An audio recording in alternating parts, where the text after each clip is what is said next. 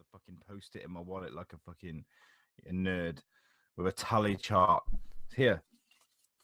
With a tally chart with Manhunter and Hulk. Oh my god, you've actually got a tally chart. Yeah, Tally so chart. I guess we better open up there then. So, Are you recording? yeah, I'm always recording. So last fucking week we always do- did how- Hulk versus Manhunter, and basically the whole. We'll get into it in a minute, but this fight spurred us to completely revamp superhero bar fight because we pulled the names and we were like, what's gonna happen? What did your tally come to? Who won in the end, sort of votes wise?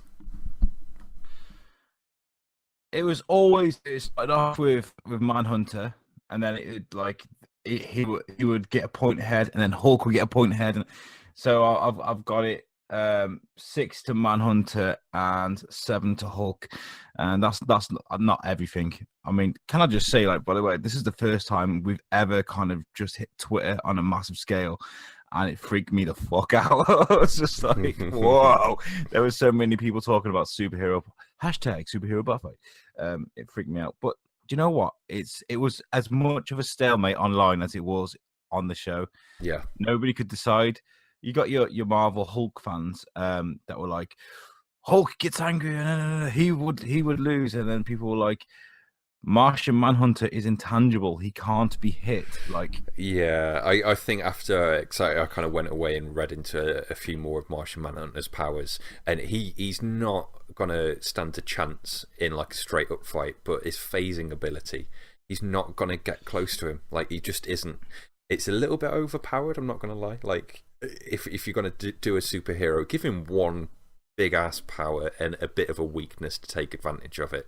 Don't give him like super strength and phasing and can turn into a planet and can do this, that, and the other.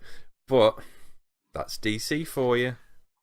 I mean, so yeah, that's basically. I mean, the people that wanted Hulk to win, we were just going on about how Hulk would get angrier and stronger with every single punch that's been given to him. But Anyways, I don't think it would come down to a fist fight. I think Martian Hunter, he's got an IQ of like Bruce Banner. He's really intelligent, yeah, as well as telepathic, and he can fly, superhuman strength and intangibility. You know, he's kind of I've got it down as Manhunter. I reckon so. But we've got to give a shout out to Andy Craig. He's a friend of the show, good friend of mine as well. He came up with a valid point that there's more than one version of Hulk. He said he reckoned that the MCU version of Hulk probably wouldn't stand a chance, whereas the version of Hulk that is as intelligent as Bruce Banner, yes, might get the edge on him. Yeah, because he'd just be like, fire, Dick, you know. And the version of Hulk that can lift planets is probably that's a lot of weight. You know, we should always at the beginning of each bar fight kind of explain which kind of universe they come from. Like on the list, I don't think I've posted the list for a while yet, but I've updated it and I've got canon Iron Fist and Netflix Iron Fist, because the Netflix and Iron Fist is a bumbling fucking idiot and I can't stand him, so I don't think he'd stand a chance. But yeah, so it was a stalemate online. I mean, who do you think would win between Bruce Jenner and Iron Fist out of Netflix? Oh, Bruce Jenner. I reckon so. I reckon so. Have you seen the stilettos that thing wears? Fuck me. Should we get to the important shout outs? Yes, we've got a few shout outs. First of all, we picked up a really good friend this week, Graham Arnold. He's been ever busy on our social media. And he actually came up with the fight we got later on between Red Hood, Jason Todd, and the Punisher. And he's just been fantastic, sharing our posts, posting up things that he's put together for us and things like that. So great, well done. Yeah, well cheers, man. Always appreciated. Welcome to Thors-Kin. Also, a couple of shows. I'm looking at getting people on the show from all walks of life. I mean, even if it's not something that's not my cup of tea or something, you know. So, but there is a show called the Fight the Good Fight. It's on Podbean. You can find it. Fantastic show, and it's done by Brittany, host called Brittany, and it's all about mental health and the kind of the stigma behind mental health and The first episode is absolutely, it blew my mind. It's all about Brittany and about her backstory and about how life really fucking hit her while she was down. But she, instead of like crying in a corner and, you know, feeling beaten, she kind of become this positive energy that creates a show to help people through their day. And she teams up with other people that have had similar experiences.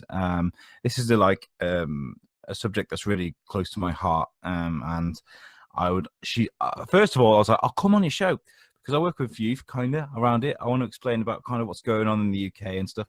And also I was like, I'm not going to ask you to come on our show because we're kind of geeks. And she was like, I'd love to come on your show and talk about geeky stuff. This woman's amazing. So fight the good fight. Give it a check out. It's not like a dicky kind of cop pocket. They don't do dick and fart jokes like we do. It's a really insightful show. And lastly, The Curse of Silver Lake. Absolutely fantastic podcast. And it's an RPG podcast. I didn't even know they did these. So it's very, very much like an RPG game. Like they do the sound effects, the ambiance music, and they talk about the characters. They go through their story, what they're doing, and they do it mile by mile. So they have milestones, and they have a fantastic guy that does voices for them. And like, because I'm kind of messing around with voice acting and stuff like that, you know, I said, come on the show, plug your shit, and then maybe we can go on there and do a couple of voices and stuff. I thought that'd be pretty awesome. So, yeah, cool. Curse of Silver Lake. That is a shout out to over. There are so many people we could talk about, but we just haven't got time. Yeah. You know, so yeah, coming back to sort of what we're doing. So last week, obviously, Martian Manhunter and Hulk had us divided, and like, we're not always like full of like amazing scenarios with superhero bar fights, so and that kind of highlighted it because we were literally, because we can see each other's faces, we just looked at each other and was just like, who the fuck wins this? So we kind of decided we need to take a step back with superhero bar fight and think about how we're doing it. So what we're going to do is we've you might have noticed we've got a few new designs sort of on social media and stuff, so we decided let's come up with a whole new look to everything, and let's revamp it. So what we've got now is Superhero Bar Fight is going to have its own playlist on the YouTube channel. It's going to be an episode as well at the end of every podcast still as it is, but we're going to kind of wrap it up a little bit before, so you'll obviously like we'll be saying goodbye, see you next week and all that kind of stuff, and then we'll move directly into it. So make sure you sort of like stick around still for Superhero Bar Fight, and we're doing it not too structured, but we're putting a bit more effort into it, thinking of some decent things. If you're watching the YouTube version of it as well, we've got like a little comic booky thing that's going to get better and better. Eventually it's going to be sort of like a moving, like a digital comic where we're going to have so much artwork for each one, but obviously we're just getting the ball rolling now on its own channel. But yeah, one of the biggest things with that is sort of like the new look to it. But yeah, biggest shout out for a new look would be to Ryan from Sketchy Connection for the new logo. It's fucking awesome, dude. So thanks, huge shout out for doing that for us. Literally just did it. Just did it. Guy. We've got a show coming up with Ryan. He's a good guy. And you know, he's not just a friend of the show, he's a really old friend of mine as well. So I'm really happy that he's on board. And a shout out to you as well. You've put some good work into that storyboard kind of effect that we've got going there. Oh, don't spoil it. Don't spoil it. Hey, you posted it. You posted it on the Facebook page. Oh, remember? Yeah, it's cool. Yeah, no, the other one. I was like, yeah, cool. I know what you're on about. Yeah. And I want, because like it's a podcasting thing. Like Martian Manhunter is my bitch. Hulk is your bitch. We know this shit, but as soon as it come up, so much information went into our brains. We kind of went, yeah. It's fucking weird. So I'm really excited to start getting more into superhero bar fights. So I guess we should kind of explain. This week we've got two fights. We have the first one, which we were going to do anyway, just as the first one. We've got Master Chief versus Agent Venom, which is going to be the first one we do. Yeah. And then we decided, you know what, fuck it, let's do it. Well, you decided, let's do a tournament. So we're going to have two fights this week. And fight number 2, courtesy of Graham, is going to be Red Hood versus Punisher. And then next week we're going to have 2 fights, and they're going to be the quarters.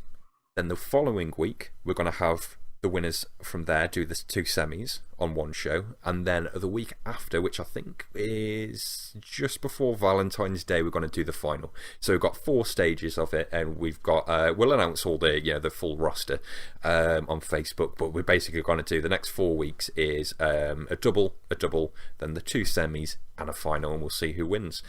Did you want to do the naming thing? Yeah, I thought it was a good idea because we can come up with some dickish name like we always do. But I thought it'd be really good. We started. Can I interrupt you there? Can I interrupt you there? So this dickhead sends me this little draft up picture that he did. Why don't we do a competition and let someone name it? And he put a name in there. What was it? The Thunder Cunt competition. He actually put that on it, and I was just like, really?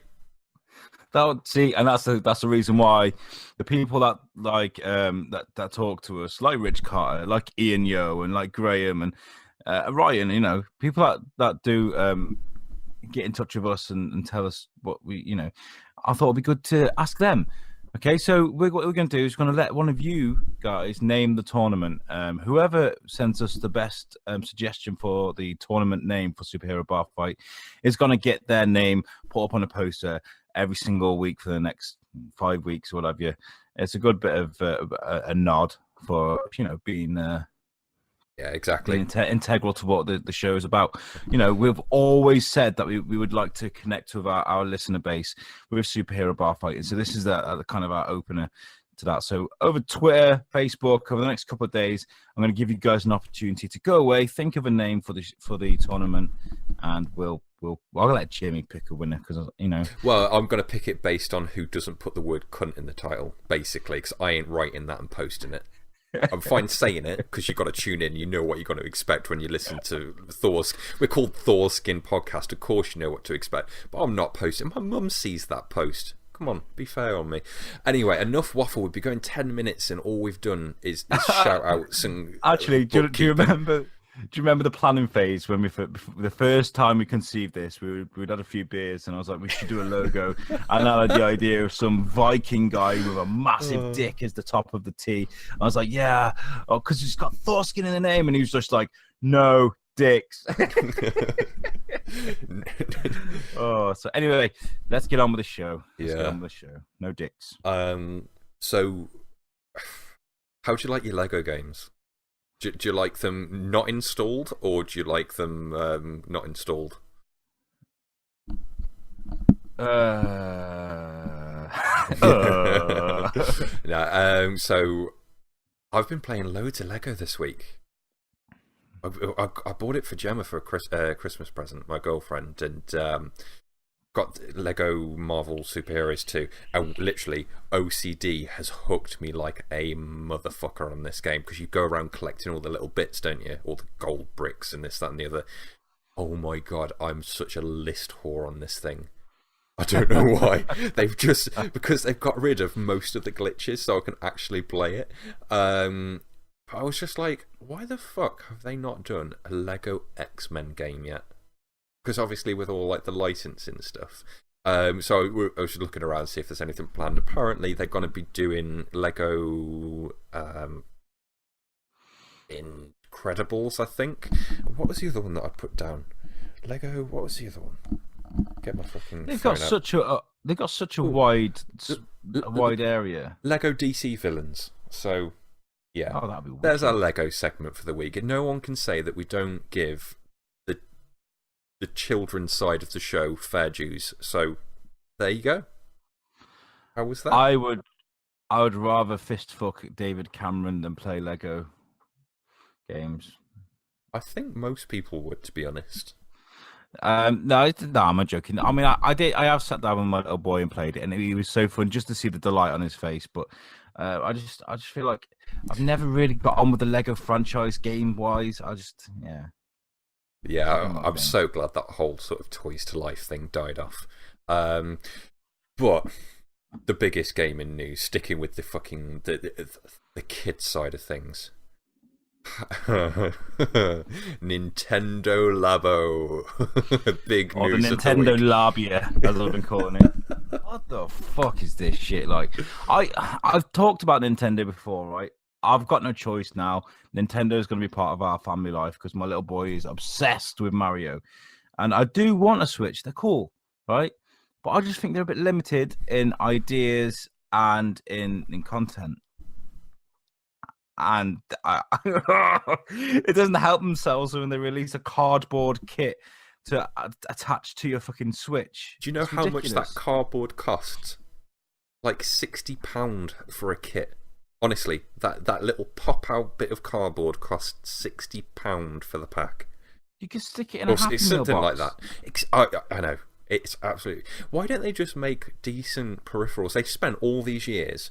So, how many peripherals did the Wii and the Wii U come out? Like, they had the wheels, and they had another wheel that the wheel goes into, and then they had an actual driving wheel size wheel that wheel in the wheel goes into. Snooker cues. They had the Wii Fit board. They had what was it? PDP, I think, is the company, and Hori that do the controllers, and they had every controller in every colour, and they redid the GameCube controllers, and they did the fishing thing.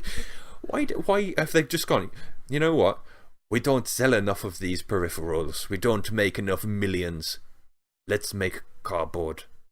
Just like, I get that you guys like origami over there, but I'm sorry, fucking cut it out.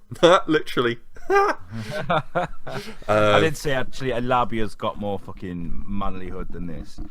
I'm sorry, Justin. I know you love your Nintendo, and this isn't a dig at you, but this is gay as fuck. Like, this is horrible. Like, why would you do this? Why would you do this? Who went? I know what we can do.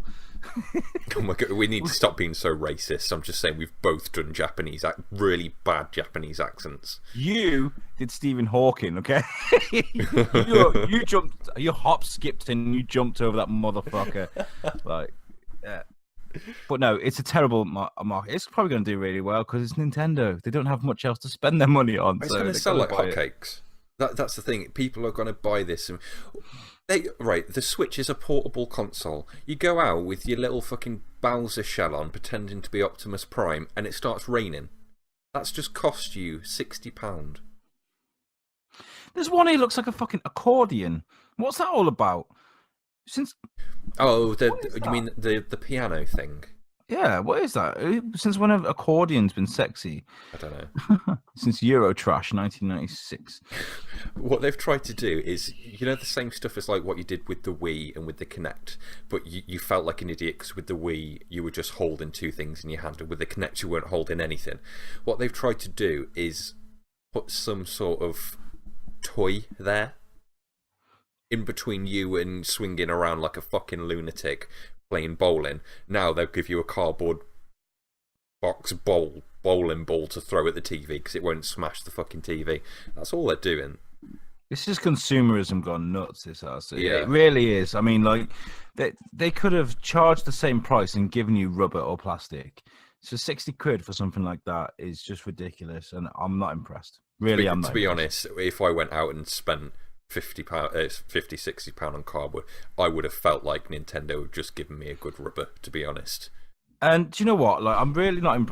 I said this from the beginning. I'm going to sit and watch the Switch and see how it develops before I even think about going out and buying one, because I complained that there's only like 6 games out for it and stuff. Like, to be fair, they're decent games. Like, it's like you don't go and get a Switch or any Nintendo console to get the latest Call of Duty that runs at 4K and this, that, and the other, or the fucking Silent Hills or Resident Evil, this, that, and the other. You go to get your Marios and your Mario Kart and your Mario Paper and your Mario Tennis and Mario. I get that, but that should be an option. That should be an option. You shouldn't be like stuck there, because like we were talking about LA Noire, and it's great that they're releasing that for the Switch to be able to carry that around with you. But I've already fucking played that. Like 10 years ago, I've already played that fucking game. Like, so it's great that they're doing it. Much respect for the game, but done it. So yeah, Labia, the Nintendo Labo. Let's call it the right name.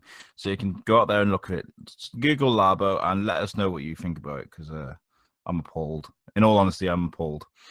You can colour it in, I guess.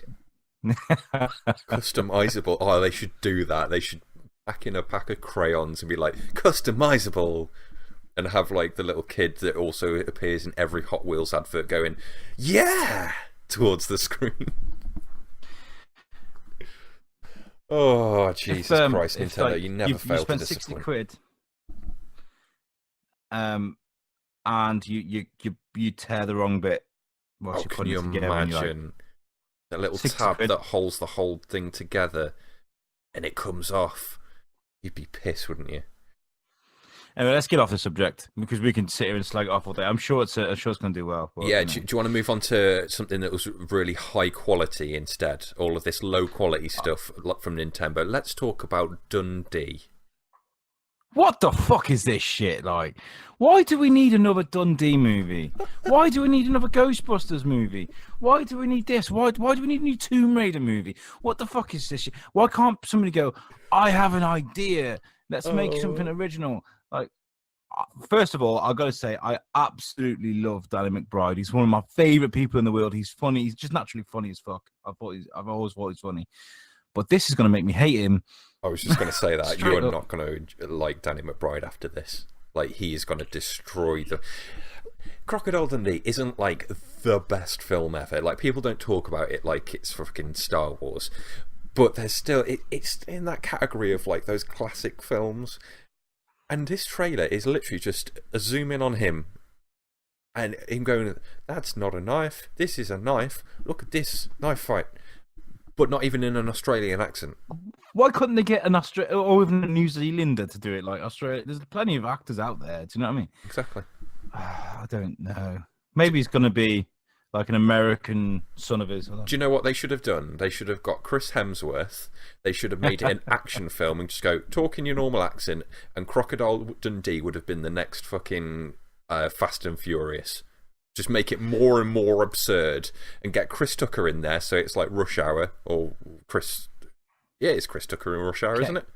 Yeah, or Kevin Hart. He's in everything. Yeah, exactly. And just throw two of them together and it will be this awesome little... No, you've got to have Danny McBride with an American accent with the shittest trailer ever. What they should have done is got Alf from Home and Away just standing on a rock going, Irene! Irene! The dingoes escaped from the yard again, Irene. Yeah. There's a storm coming. That was terrible. Sorry, the Irene bit was good. Yeah, no, I'm not going to watch this. I mean, I probably will at some point, but it's not going to be one of those going to rush to do. I think they're running out of ideas. I really do think they're running out of ideas. So, I mean, it has worked in some respects. I mean, Jumanji was good. Mm-hmm. It was, right? Did you go and see that? I haven't seen it. I've seen the reviews though. I mean, I'm not one to look at reviews before. I was intrigued, so I looked, and it's doing. People like it. Yeah, everyone that I spoke to really likes that film. Like they all said the same thing: is it didn't ruin the first, and I think that's the most important thing. If you're going to come and revisit a franchise that doesn't need revisiting, you've got to respect the first one, and they just did it in a really interesting way. I think if you're going to go back and revisit anything Robin Williams made, you're always going to go, ooh. Could you imagine the one day they're going to go, let's remake Miss Doubtfire? Yeah, it's not going to go well. Can you imagine The Rock as Mrs. Doubtfire with Kevin Hart and Jack Arnold Black. Schwarzenegger, do it like a lady. I should stop doing the Arnie because I can't do it. I do it every week and I can't do it.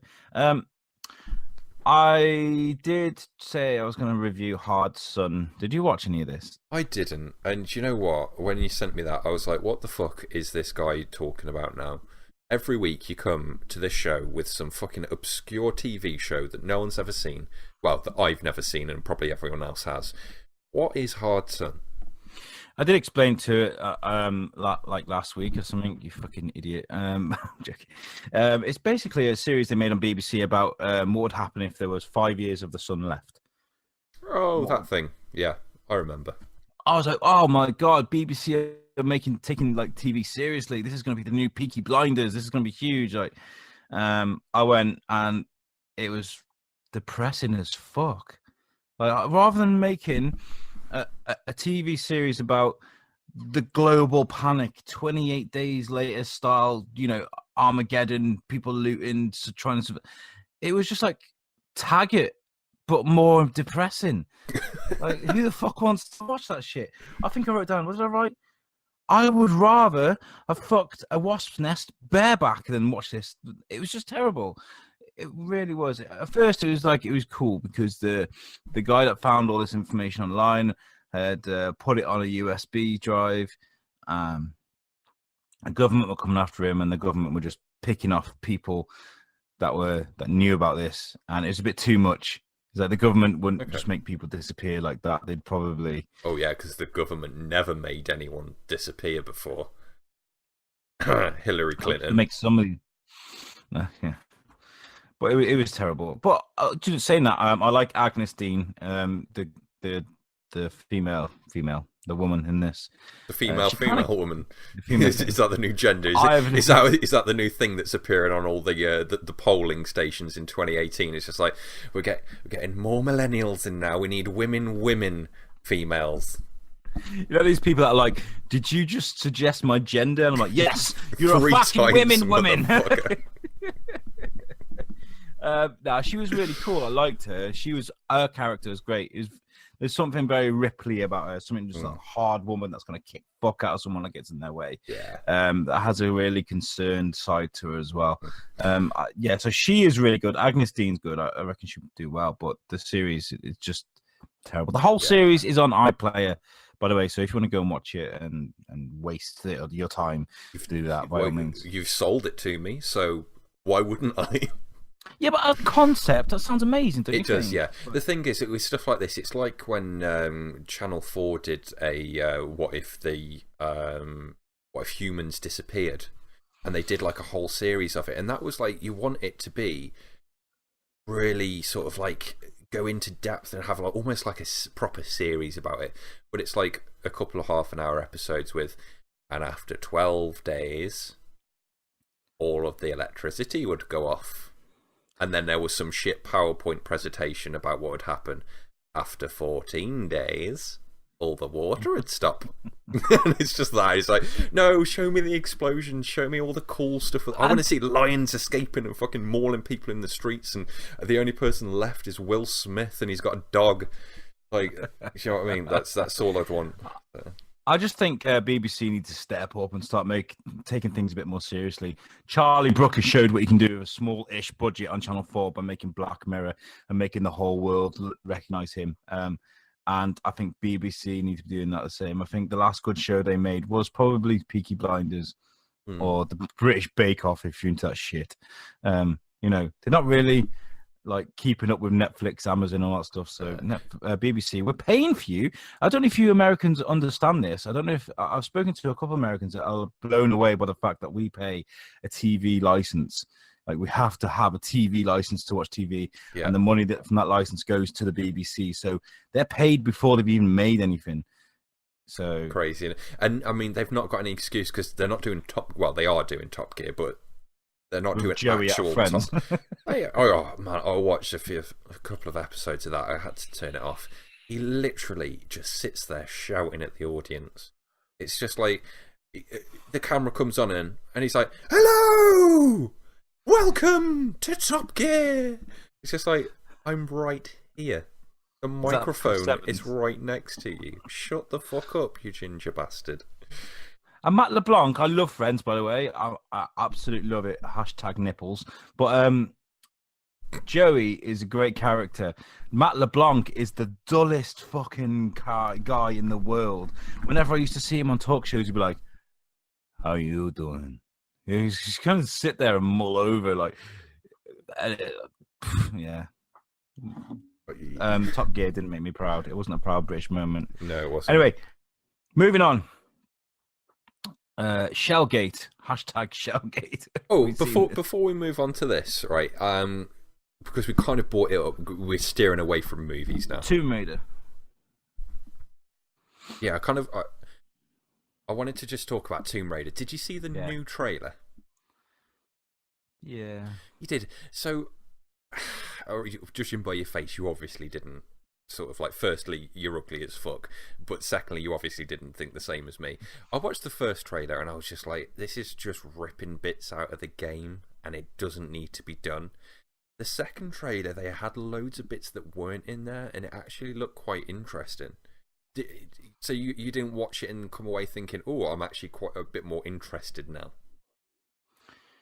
See, the thing is, between like Max Payne, Hitman, Assassin's Creed, like all these games But that they're are these such game good movies, examples of how to make great video game tie-in movies. I don't think they've made a decent movie from a game yet. And They've not. I've, to be honest, it's been hilarious because I've seen, like, as much as I'm not too keen on the trailer, I do think it's still a million times better than whatever Angelina Jolie could do. And there's people going, "Oh, Angelina Jolie will always be Lara Croft to me." I'm like, go back and seriously watch those movies, and then come back tell me that they're good. They They are not. awful.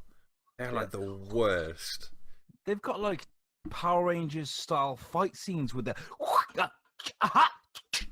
those terrible sound effects and the boings. There's like boings and shit in there. It's like that's terrible. And the bit in the tombs that look like they've used props from Crystal Maze.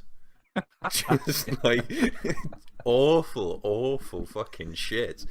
Yeah, I'm dreading if and when the Halo movies sort of gets announced, because like the TV stuff and the shows that they've done, they're high quality, but they're a step down from what you want. Like, you want up here, and we get just slightly down there, like Forward Unto Dawn and the Nightfall thing, where you had what other Luke game Cage. makes? They actually set the scene with the whole game prequel movie. Like, you know, they'll be talking about things on a Halo game and Halo 4 or something like that, and you wouldn't know what the fuck they're talking about, because like you'd have had to have seen the prequel movie. And I am impressed with the effort that they actually made. I mean, they may not have been amazing. I liked Forward Unto Dawn. I thought it was really good. But it's just the effort they put into making that, you know. Yeah, they So cool. if they can get that to like just a blockbuster level, then they're fucking like, that could be one of the biggest films ever, because just the Halo franchise. But you know it won't happen. It won't happen. Get Sylvester Stallone to play fucking Master Chief, and within 5 seconds he's like, with his helmet, like, "Hi, I'm Master Chief." It's a Cortana. Yeah, I just wanted to see what your thoughts on Thingy War was, but yeah, Shellgate. It was bland. I don't think it was anything special. That's what I'm saying. Yeah. Are my levels okay, by the way? Oh yeah, it's all right. I was just looking. I didn't see any green dots on my thing. Yeah, it was a bit bland for me. Yeah, that's cool. Maybe I like the movie. I don't like to be a skeptist. I don't think I like her either. I don't like her face. Don't know what it is. Just don't like her face as Lara Croft. I always thought that the woman that played Electra would have been fantastic, Lara Croft. Yeah. She kind of, even though she's got like that French accent, she still kind of sounds like Lara Croft. She looks like her, and she's pretty fucking fit, to be honest. To be honest. Anyway, let's move on, because we're not going to fit the show in otherwise. Shellgate, motherfucker. Have you ever been to Mars? Yeah, I've just come back. Did you take a lilo and a towel and some sunscreen, some sandwiches, and a cool box? Because apparently you can go on a beach holiday to Mars. This is crazy. I mean, it's quite cool, but let me explain. So we've got the rover driving across the surface of Mars at the moment, taking pictures, uploading to Twitter. It's got a huge following, and they released a picture recently where it explains that everything you look at as alien fans, UFO fans, and Tom DeLonge. Tom DeLonge. Every third comment is Tom DeLonge, just like, I can't tell you what I've seen. The things I know, man. You weren't there. You just wouldn't believe me if I told you. What so I won't bother telling you. Seashells on the seashore. On the seashore. They just look like rocks to me. And why the fuck would Mars have seashells that look exactly the same as ours? Like, right? They evolved along this. Bearing in mind the millions of years of evolution that it took to get there. That same path happened on Mars. Don't get me wrong, it could have, and it could have seeded Earth or vice versa. Could have happened, but really, James, your dick looks more like a seashell than these. It does. How did you know? Yeah, I think it's funny how any sort of where's this from, by the way? I don't know. You've probably pulled this off some crap website that's not even credible. So I got it from Upload. I get most of my news from Upload. Yeah. Update. But they have found they've found deposits of liquid water, haven't they, below the surface that's going to be readily accessible. Oh, right, okay. Yeah, That makes sense to me. That makes sense to me because yeah. So when they actually go, basically they're not going to have to ferry water back and forth each and every time. Because that's like the whole point of what SpaceX is trying to do, bringing down that cost, is just making it actually practical. What that does is absolutely insane, because if there's big deposits that could last however many years, probably hundreds of years, if it's, we're talking on planetary scale, if there's deposits of water, they don't need to do the whole water thing back and forward. It's just a huge, like, just complete game changer. So just don't give the contract to BP. That's all. They'll fuck it up. Yeah. I like the fact that this story is from the Daily Star, because that's a good read. And the fact that they call these people alien hunters. Now, I'm sorry, but in this circumstance, we're the aliens. Yeah. Like, if you're looking at something on another planet and being like, "Oh, it's an alien," no, that they live on Mars. You're the fucking alien. How weird is that to think about that, though? That if there was something there from their point of view, they would have been invaded or made contact with, like they've discovered aliens. Aliens are here in the same way as how amazing would it be if, like, a giant fuck off spaceship just came down and just started driving around taking pictures of everything. We'd be like, get the fuck off the road, cunt. We just would. Yeah. We explained this before, didn't we? I'd said that we wouldn't accept. We don't accept people with different skin colors, different sexual orientations. So there's no way we'd accept dick-like looking shell people walking around. Little tiny shells. Yeah, I think there's the chances of cross-pollination between the two worlds causing the same line of evolution across millions of years under different environmental pressures, just no. It's just a rock, mate. When has it ever been a pyramid or a crop circle or fucking alien versus predator coming down fighting a battle? It's always just a rock. All it ever is. I think we're going to find Krusty the Krab on fucking Mars. And I reckon though it would be like a big huge moment where the whole world's tuning in. It's like the Mars rover's found something underneath this rock and it's pushing it over and it's struggling. There's stones flying everywhere and the dust settles and it's just like, it's just Alex's porn stash. Oh, it could be like that. Do you know what? I rewatched Star Trek, the 2009 remake, the other day with the lights off, with my big TV, and do you know, I nearly cried to that movie. I nearly cried. I loved it that much, and I was just thinking about that big red monster that chases Kirk down across the planet to find Spock. Anyway, so apparently we could possibly die on the 4th of February. So stick your head between your legs and kiss your ass goodbye. Yeah, I remember my my dad telling me, because obviously he was sort of like, we've got a bit of a religious family, and he was telling me that, back in the day there was another date like this where the whole religion basically was like, on this certain day everything's going to end, and it just never did. So kind of learnt from them. There's an episode of Rick and Morty where Rick decides to turn the whole world toxic. It's like the opposite of everything. Yeah. And you've got this church, and the wave hits them, and they all just start shagging each other as guys, shagging each other, like, licking each other's nipples, and they're all like doing this massive orgy. And then they fix it. The wave comes back, and they all just stop, and they look at each other like, "What the fuck are we doing?" I just imagine it being like that. Like, I hope it isn't. I really hope it isn't. It's like Samuel L. Jackson's just been let loose from Kingsman. Yeah. So have you seen this?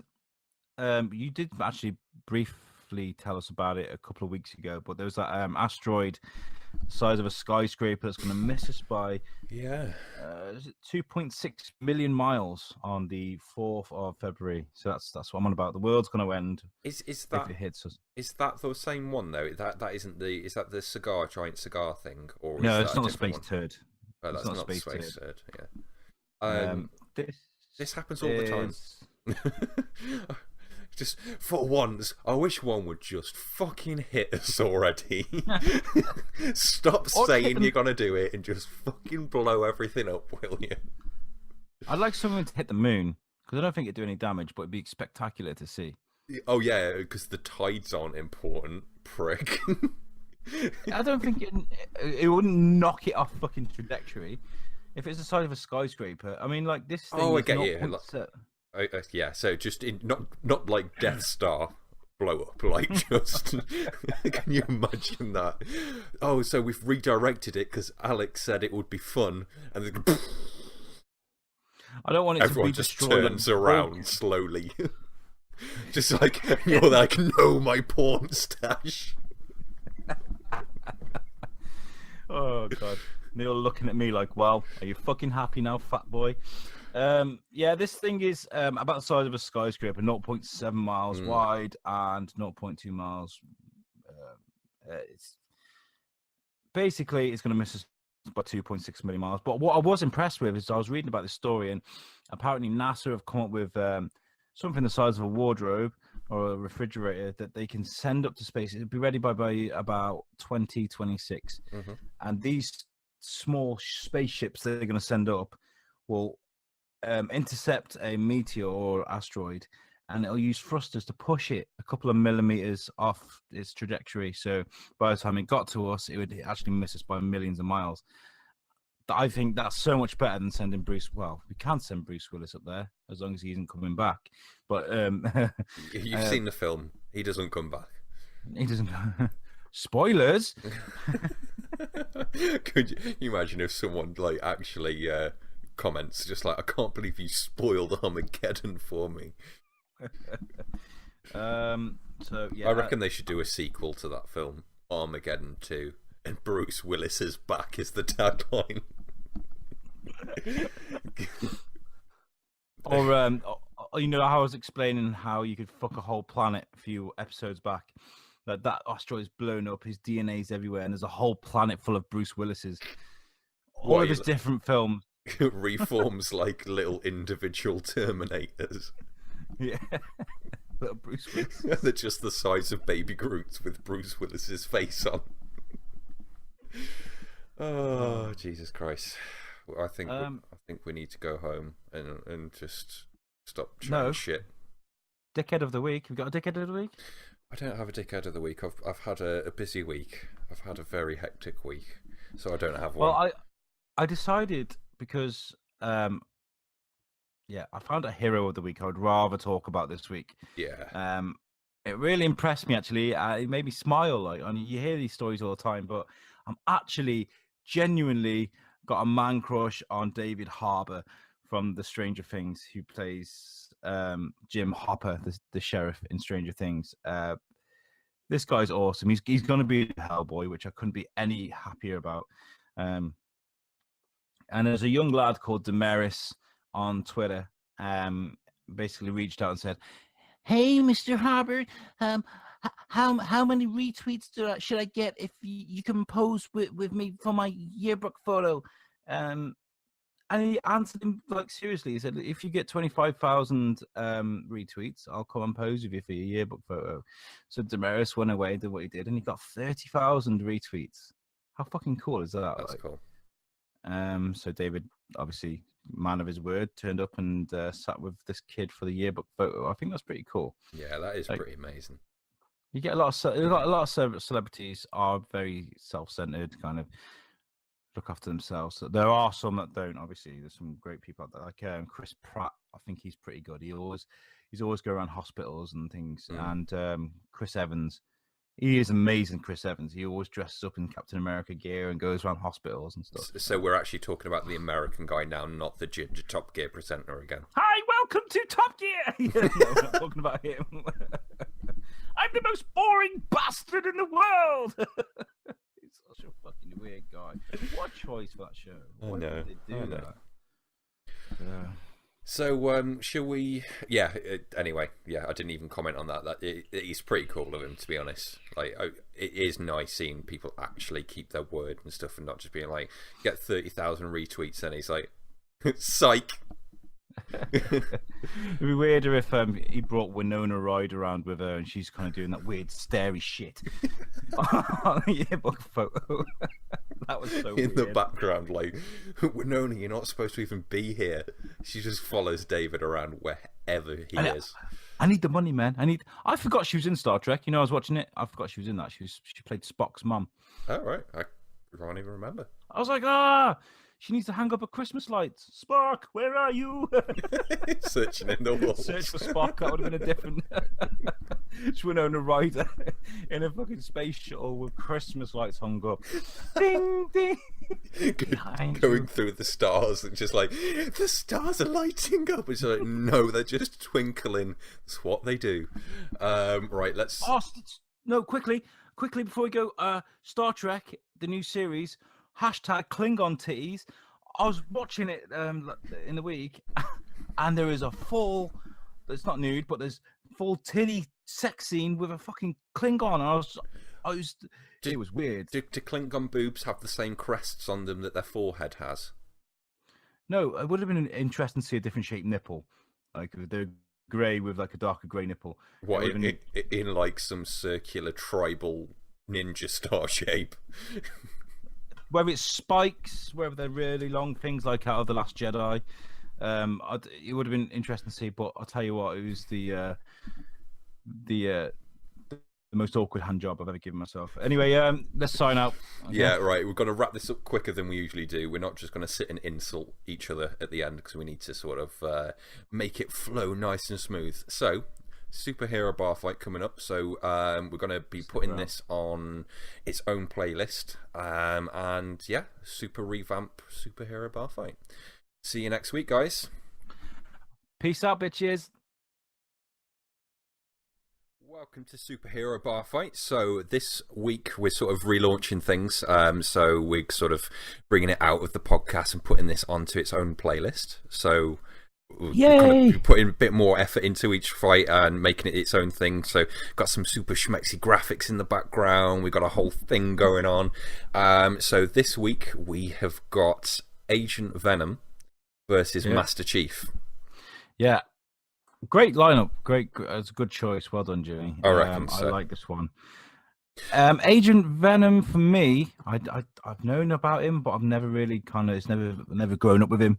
Yeah, well, I'm sort of like the complete opposite with Master Chief. Obviously, like if anyone follows me on Twitter, he's my avatar.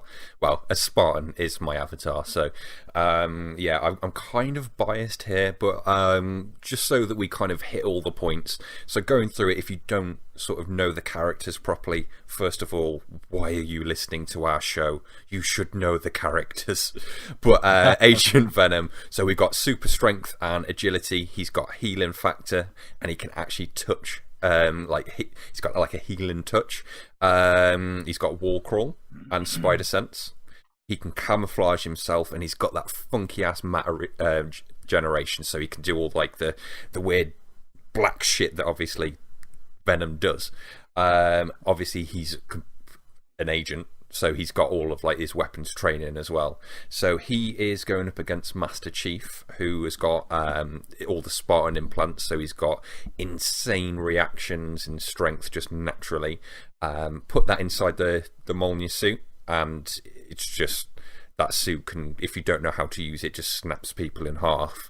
He's got energy shield, he's got his trusty AI Cortana, and all of his trusty, who doesn't turn completely evil. She's completely trustworthy.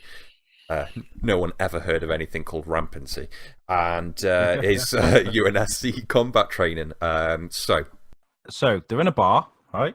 No. Um, No. Right. what? No. Fuck you. Right. First rule: they're not in a bar anymore. Master Chief gets a call to investigate some signals that the flood are back in a certain area. He's going investigating, and he's down on this Halo type planet, something like that. And he's following his little tracker, and Cortana's giving him his little waypoints and all that shit. And she's going crazy and flicking up on the screen, going, "Chief, I've just shit myself." And it's just like, "Cortana, are you okay?" It's just like, "No, I'm cool. What are you on about? I didn't say anything." And then they get closer and closer. Cut the bullshit. Turns out it's not the Flood. It's Agent Venom. But obviously, it looks pretty much like the Flood. So Chief ain't letting this shit stand. He's made fucking a career. He's been in 5 video games destroying little motherfuckers like this, so he's taking him down. Who's your money on here?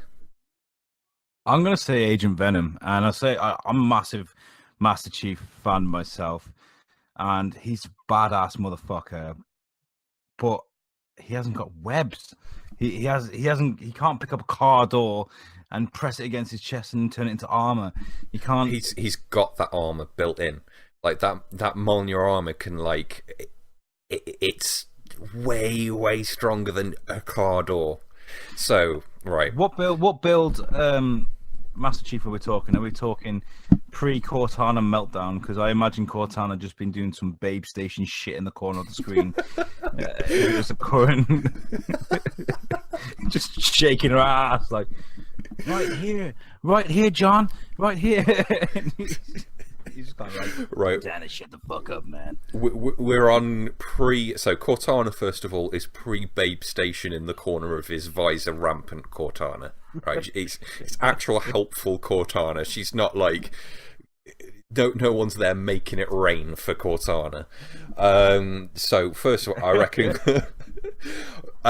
firearms wise, they're pretty much as well trained as you can get in firearms. So any shootouts I'd say Master between Chief more so Master Chief. I mean, he can pick up anything and use it. But the problem is, Master Chief, he can fly, he can levitate with all the bits he's got on the suit. So he does have that. He has the agility. So he's gonna have to either find cover, or he's gonna have to move around quick enough so that Agent Venom can't touch him. I think firearms wise, he's gonna put Agent Venom in a corner first of all. Because he's got training with all of his own weapons, any sort of Covenant weapons. He's gonna absolutely smash the shit out of Venom. Anything that comes back at him, it's just gonna bounce straight off. That his energy shields are just like he's at such an advantage at range. Even though obviously Agent Venom is well trained, like he's a good marksman, he's not quite Chief. I think Venom would try and get out of it maybe by kicking in his camouflage. Just thinking, right, that's the first protocol, get out of sight. I think he would tie up Master Chief. He's got bio webs. He's got to get close though. He's got to get close to get the webs in place. So he's got to get out of being pinned down. And if you're talking they're on a desolate planet, with no skyscrapers, trees, or anything, he may have the webs, but what's he going to swing up against? I mean, he's going to have to jump, isn't he? If they were in the middle of Manhattan, he could swing around on buildings and kind of, use that as his advantage. I reckon there's a Forerunner structure knocking about. Yeah? One of those set pieces where every asset is the fucking same across every little hole that you've got to go into for Runner assets. Say there's a huge 40-foot cliff, right? So Agent Venom, he zips up to a fucking cliff. Halo can only fly for a certain amount of height and for a certain amount of time, unless he's got an anti-grav pad. What? But before he's got to do his cooldown timer on his right trigger. Yeah, exactly. So, say if Flash can get some height advantage, all he has to do is climb up to the top of a cliff and just hit him with as much, lead as he could. But at the same time, Master Chief is a tactical genius. He'd find cover and wait for him to come down. Yeah, he's going to keep finding cover. His what's his name is going to keep saving him. His energy shield. he's been upgraded now with all the Halo 5 stuff, so they've got the thrusters and everything like that. He can move about. He's got a sprint button. You got to remember that. Like, Chief has a sprint button in this. I reckon between the two, any sort of way to get the upper hand and outmaneuver each other is going to have to come down to both Venom trying camouflage and the active camo with Chief. But the problem is then they've got the visor and Chief's got Cortana, and Venom has spider senses. So whatever they do, they're going to be at this constant stalemate, I reckon, for a while. But I think a bit of web to the face, no matter how much Cortana can see, a bit of web to the face, to the visor of Master Chief. Some nice agility moves where to getting close. Agent Venom can get behind him, rip the helmet off that suit. I mean, it's going to be hard because of the armor, but he's strong. He's strong. And all he has to do is pierce that suit. He needs to get inside that suit. And then once he's down to the flesh, he can rip his fucking head off. Do you know what I mean? Whereas Agent Venom can heal, Yeah, that's the problem is however much Chief beats him back, is Agent Venom is just going to heal and regenerate constantly. He's got like ridiculous healing factor, so you just can't really hurt him. He's basically Black Deadpool. Essentially. Exactly. So yeah, I reckon he's gonna end up wearing Chief down, and I don't think it'll be an easy fight, but he would eventually. I think a bit of one of those tentacly, webby, spiky, horrible. Can he create tentacles and stuff? Yeah, he can do all of that. Yeah. So like he could be like laying into Chief with two assault rifles in two hands, whilst creating extra arms, picking up rocks, fucking cars, all sorts, throwing them at Master Chief. He wouldn't be able to stand a chance. It would be coming as a frenzy. Yeah. And yeah, Master Chief has got a shield that regenerates, but it only goes so far. You still die on Halo if you get hit too much. And I just don't think no matter how much cover he can get, if Agent Venom can get hold of debris, rocks, even a building he can tear apart, it's just going to be hitting him constantly. I don't think he's going to stand a chance. Master Chief is an amazing character, but there's only so far his shields will take him. I reckon we've got a winner. So are we calling it? Are we calling Agent Venom? I'm going to say Agent Venom. Listeners, get back to us. Let us know what you think. Agent Venom for me. Yeah, definitely. Yeah. So, definitely hit us up in the comments and stuff. Let us know what you think, and we're going to be posting this shit all over social media each week that we post a video. So we want to hear your thoughts and opinions. And remember, this is part of the at the time this episode 1, 2, 3, and 4 are going to be part of a tournament. So Agent Venom's moving forward, and remember, give us a like and a share and a subscribe, and we'll see you next time. If you're listening to this on the back of the podcast. Episode number 2 coming straight up, so stick around, bitches. Ciao, muchachos. Welcome back to episode 2, at least in this playlist. Not that we've been around doing podcasts with it for ages and just realised we should probably put it into its own playlist.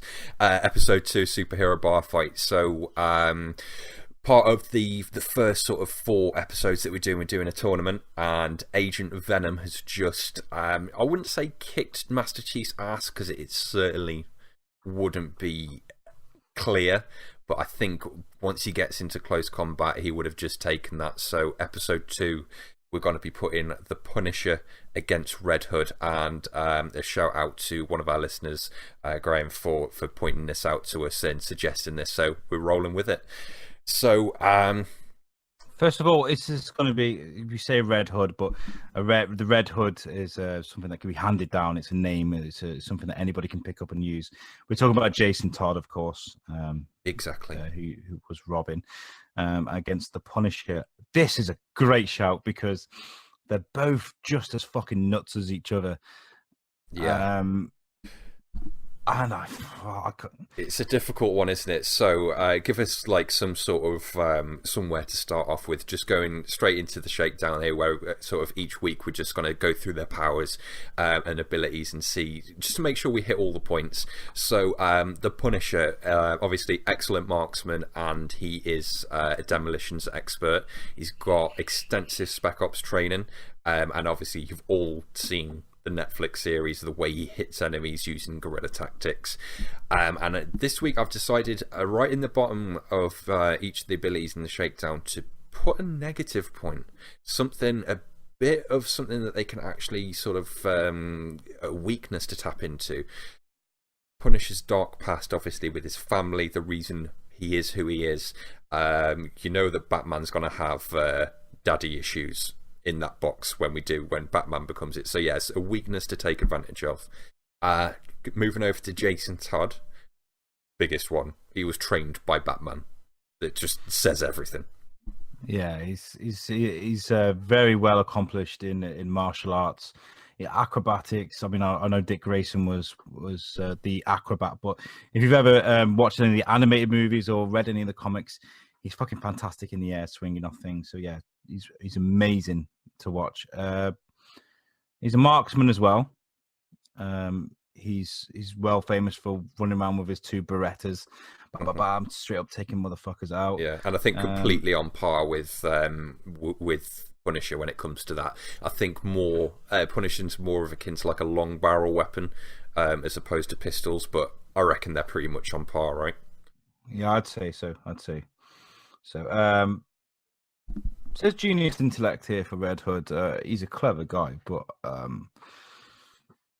I'd say tactically, Punisher probably has he's more of an instinct thing for the Punisher. He was ex-special forces. It's kind of embedded into him, whereas Jason Todd's more guerrilla, kind of that vigilante style fighting. So I think Punisher has that.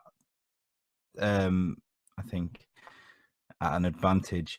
And it says blinded by rage here.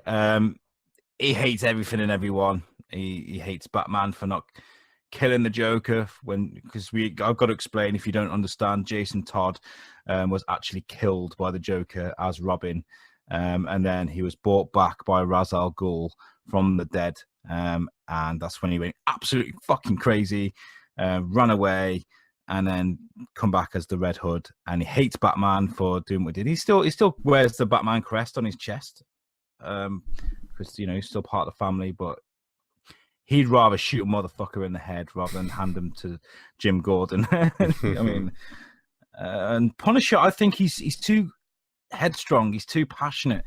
He's going to lose his temper and just lose all. You see it in the series. You've seen it in the comic books.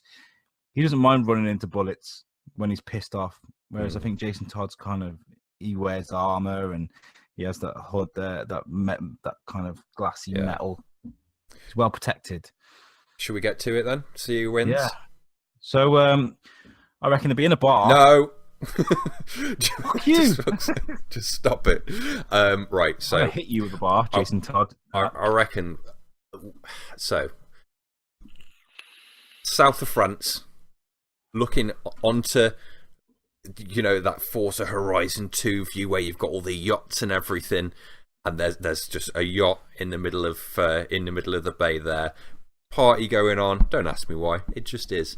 And basically Punisher's decided, I don't like Red Hood. He's a bit of a knob. He put a nasty tweet up one day that I didn't like. I'm going to punish him for it. So and on the flip side, Punisher has been slagging off Arsenal on Twitter, and it's his homie, so he's like, hey man, that's my buddy. So they've both been having a bit of a Twitter war. Exactly, yeah. So basically he finds out that Bruce Wayne's having this yacht party, and decides to go, you know what, I'm going to go light the place up. So obviously Red Hood's there because he's doing some dickish thing, trying to kill Batman because he doesn't like him all of a sudden, even though he owes him everything. But apparently he works with Batman well. He works with Batman well, but he's the one out of all the Robins that'll tell Batman he's a dick. Yeah. So he's turned up there just to tell him he's a dick, but for some reason he's turned up fully equipped, ready for just, if he happened to get ambushed. And Punisher blasts through the doors, just straight in, C4 on all the windows and all the doors, blows the place in, and comes in with 2 fucking M16s, just rat-a-tat-tat. So they're on a yacht. We could just start every episode like that. Instead of we're in a bar, just they're on a yacht. We could call it superhero on yacht a fight. Boat. I'm on a mother. Okay. So I reckon, sort of similar to what we had last week with last episode with Master Chief and Agent Venom. There's going to be a lot of firepower getting laid down just from side to side. The first thing that's going to happen is Punisher is going to get him off the back foot because he is the one who's just straight in. But as quick as he's in, he's back out again. So I reckon Red Hood would have to just figure out.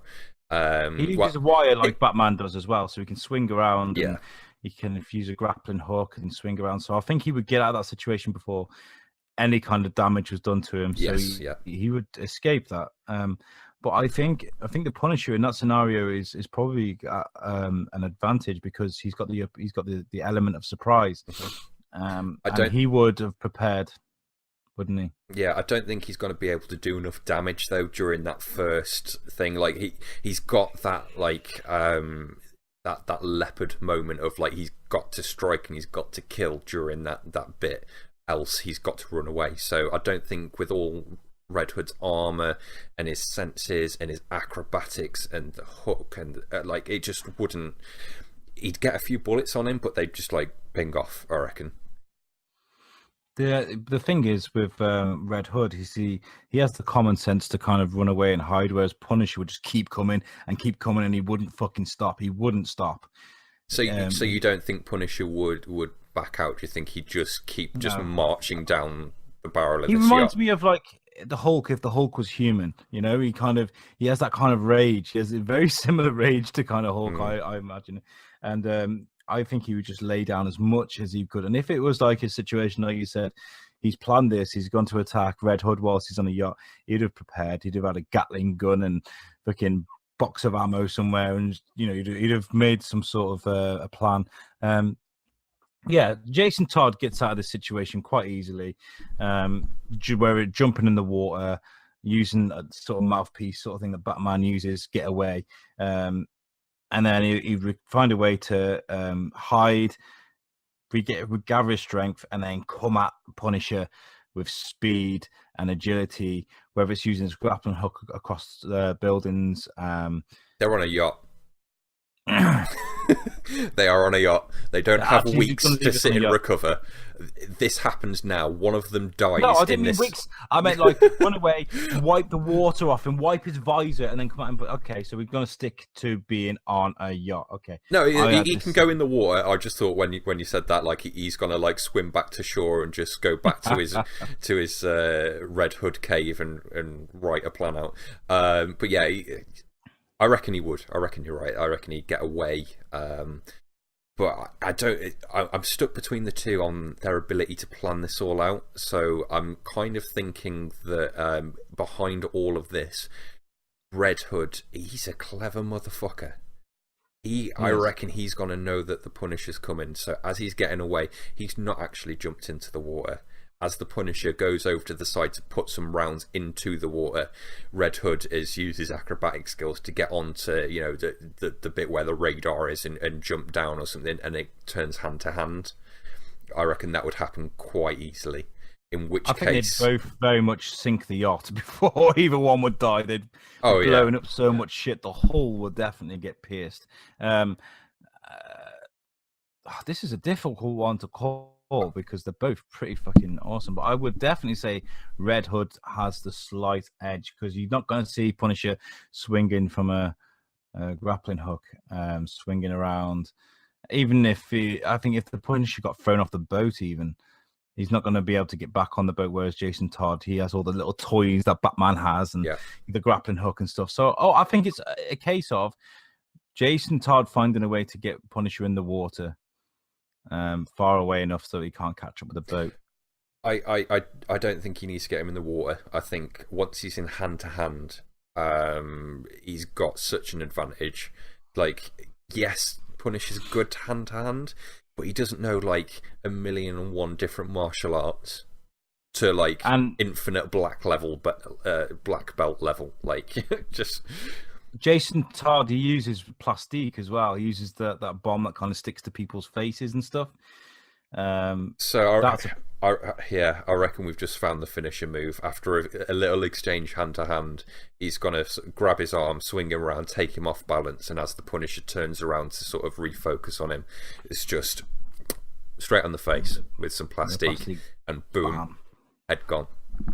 And I'd hate to see the Punisher lose, but I'd hate to see Jason Todd more. And this isn't a thing about favoritism. I would have happily given that to Punisher, but I think you're right. The agility and the toys that he has, I think that gives him the edge. Yeah, I reckon so. So yeah, winner Jason Todd moving forward. So just if we're sticking with those two fights, sort of what we've just done there as round 1 and 2, does that mean that moving forward into the first thing in the semis is Agent Venom versus Jason Todd? Wow, yeah. That's ironic, seeing as what you put up on Facebook earlier. Anyway, right, that's yes. That fight all done. So yeah, if you like it, give us a thumbs up. Make sure you give us a subscribe, and yeah, new episodes coming in next week. Thank you very much. Yeah, give us some feedback on that one. I'd like to know what you thought. Yeah, definitely let us know who you thought won. See you later, guys. Peace out.